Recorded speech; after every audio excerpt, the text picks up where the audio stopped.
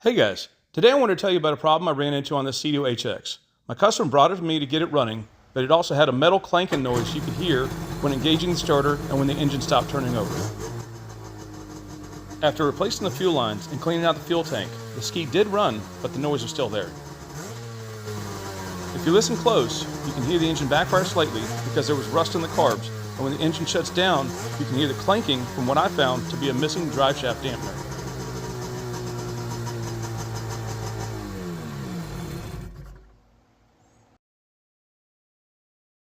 I'm going to show you this really cool engine lifting accessory I found that makes lifting certain Seadoo engines a lot easier. I typically thread this tool onto the exposed exhaust manifold stud when the upper pipe is removed, but since I'm not removing the pipe, I used an M8 125 stud to thread into the bolt hole to attach the lifting eye. I already removed the carburetors and all the cables and hoses to them to rebuild the carbs, so I was trying to remove the least amount on the engine to allow it to lift so I could put the coupler dampener in. This is what the HX coupler dampener looks like, and if you take a close look, you can see there are raised circles on the fingers to help with proper driveshaft spacing. Now let's get started getting the engine supported. I removed all of the engine mount bolts and shims under the engine, taking note of where they were installed so they got put back in. I also disconnected the exhaust at the rubber hose connection to allow the exhaust to slide out. I am using another hook and link assembly to make lifting the engine easier. That just happens to be a VW special tool that I've had for many years. You can likely recreate that section with an old winch hook and threaded quick link. Check out my description and products on the video for all of the tools and materials I use and recommend. Once you get the new coupler dampener installed, you can then slide the engine PTO coupler back into the driveshaft, being sure to align the dampener and the driveshaft fingers. In order to make it a little easier, I had to drop the engine back down so the exhaust would slide back into the rubber connector. Once you have the exhaust and driveshaft all lined up and seated properly, you need to apply blue Loctite on the engine mount bolts, thread them into the mounts, reinstall the shims in the proper locations, and torque the bolts to 25 Newton meters. Remove the engine lifting tool and reinstall the exhaust bolt with blue Loctite. This is what the new dampener looks like installed. If you look closer, you can see where the metal fingers had been banging together and the metal is distorted. Here's a little closer look at the metal distortion of the fingers. It's not a bad idea to turn the engine by hand to be sure everything feels normal before reassembling.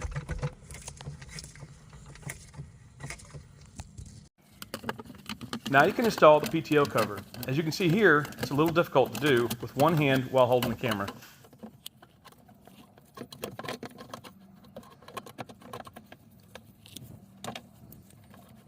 The cover slides into a U-shaped metal bracket, and there is only one stainless washer and plastic wing nut that secure it to the bracket.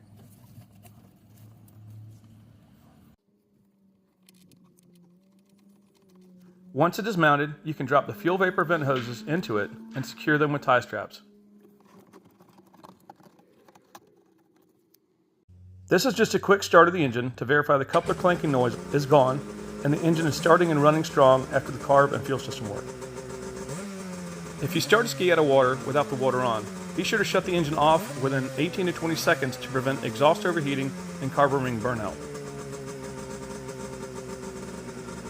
Since I knew I was going to run the ski to the lake to check it in the water, I waited till then to check cooling flow.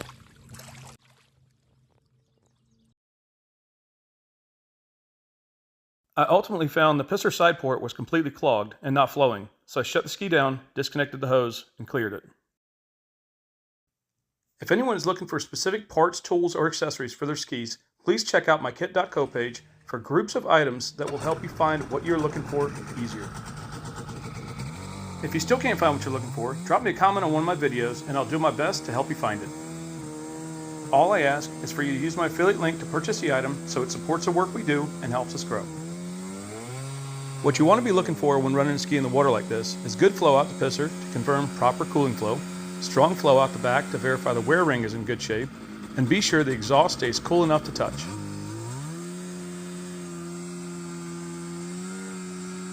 The pisser still had a little debris left in it from my partial cleaning, but it was flowing well enough to take it for a run.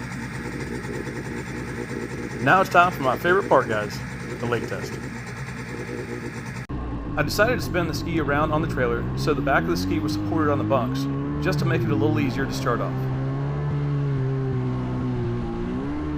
This was my absolute first time ever riding one of these skis, and I can definitely tell you after riding it, it is definitely one of the squirreliest skis I have ever been on compared to stand-up skis.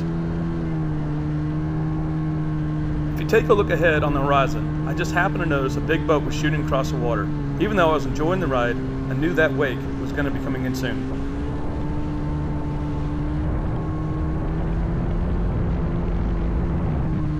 What I was most concerned about was flipping the ski and losing my camera.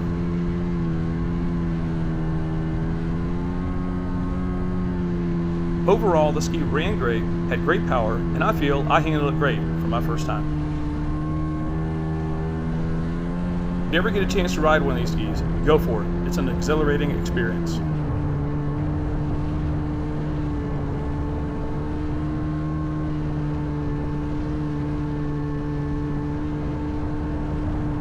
Here's the wake from that big boat I was talking about. It wasn't as bad as I thought, but it did make it a little tougher to keep the ski from rolling.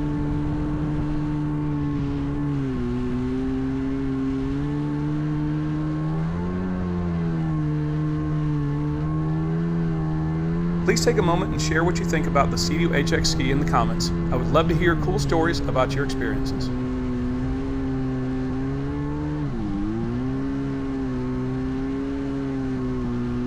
Hope you guys enjoyed the video and found it helpful. Don't forget to hit the like button to support us, subscribe to my channel to see more cool videos like this one, and I'll see you in the next video.